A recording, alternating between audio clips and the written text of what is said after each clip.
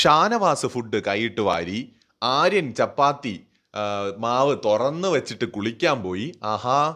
നമ്മുടെ ലക്ഷ്മിയുടെ പ്രശ്നങ്ങൾ അവസാനിക്കുന്നില്ലല്ലോ. അതായത് ലക്ഷ്മിക്ക് ആരെ എന്തും പറയാം. എല്ലാവർക്കും അവിടെ ഹൈജീനൊക്കെ വേണം. അല്ല ലക്ഷ്മി, ലക്ഷ്മിക്കും കുറച്ചൊക്കെ വൃത്തിയൊക്കെ വേണ്ടേ? അല്ലേ? ടാസ്കിന്റെ ഭാഗമായിട്ട് ബിഗ് ബോസ് കൊടുത്ത എവിടെയോ കടന്ന മറ്റേ കുറെ തുണി കയ്യിൽ ചുറ്റിയിട്ടുണ്ട്. റിബൺ അല്ലേ? ആ റിബൺ ചുറ്റിക്കൊണ്ടാണ് ലക്ഷ്മി അവിടെ നിന്നുകൊണ്ട് കുക്ക് ചെയ്യുന്നത്. ഈ സാമ്പാറാണെന്ന് തോന്നുന്നു കേട്ടോ ഉണ്ടാകുന്നത്. അപ്പോൾ ഈ തവി കൊണ്ട് ഈ സാമ്പാറിന്റെ കഷ്ണങ്ങളൊക്കെ ഇങ്ങനെ കോരിയെടുക്കുമ്പോൾ ആ റിബണിന്റെ ചില ഭാഗങ്ങൾ ആ കഷ്ണങ്ങളിലും ആ തവിയിലുമൊക്കെ ഇങ്ങനെ മുങ്ങിയോ എന്നൊരു സംശയം ബിഗ് ബോസ് ഇങ്ങനെ സൂം ചെയ്ത് ഇന്ന് ലൈവിൽ ഇത് കാണിച്ചായിരുന്നു.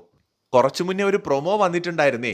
ആര്യൻ ചപ്പാത്തി മാവ് തുറന്നു വെച്ചിട്ട് പോയി, ഇതൊക്കെ ഇനി എങ്ങനെ കഴിക്കും ഇതാ പൊന്നേ എന്ന് പറഞ്ഞുകൊണ്ട് ഭയങ്കരമായ ബഹളങ്ങളൊക്കെ ഉണ്ടാക്കുന്ന നമ്മുടെ ലക്ഷ്മിയുടെ ഒരു പ്രൊമോ വന്നിട്ടുണ്ട്. അല്ല ലക്ഷ്മി, ഇതൊക്കെ എവിടെ കൊണ്ടിട്ടതായിരിക്കും നമ്മുടെ ബോസ് അണ്ണ? മിക്കവാറും ആ സ്റ്റോർ റൂമിനകത്ത് കൂട്ടിയിട്ടിരുന്നതായിരിക്കും ആ റിബണൊക്കെ. അല്ലാതെ ഇപ്പം നിങ്ങൾക്ക് ചുറ്റാൻ വേണ്ടി ഇപ്പം മൂപ്പര് ഫാൻസി പോയി വാങ്ങിച്ചുകൊണ്ട് വന്നതാണെന്ന് അത് കണ്ടിട്ട് തോന്നുന്നില്ല.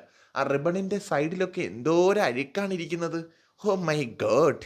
ഈ അഴുക്ക് പിടിച്ച ആ റിബൺ കയ്യിൽ കെട്ടിക്കൊണ്ടായിരുന്നു നമ്മുടെ ലക്ഷ്മി ഇന്ന് സാമ്പാർ ഉണ്ടാക്കിയത്. ഒരല്പം അശ്രദ്ധ കൂടി ഉണ്ടായിരുന്നുവെങ്കിൽ സാമ്പാറിനകത്ത് ഓറഞ്ച് കളറിലുള്ള വെണ്ടയ്ക്കയോ വഴുതനങ്ങയോ ഏത്തക്കയോ ഒക്കെ ഉണ്ടായെന്നെ. അമ്മാതിരി കെയർലെസ് ആയിട്ടാണ് അവിടെ നിന്ന് കുക്ക് ചെയ്തുകൊണ്ടിരുന്നത്. അത് മനസ്സിലായത് കൊണ്ടാണ് നമ്മുടെ ബോസ് അണ്ണനും അങ്ങ് സൂം ചെയ്ത് കാണിച്ചതേ. അപ്പോൾ വൃത്തിയെക്കുറിച്ച് നമ്മൾ മറ്റുള്ളവരെ കുറ്റം പറയുമ്പോൾ നമ്മളും പെർഫെക്റ്റ് ആണോ എന്നൊക്കെ നോക്കണം.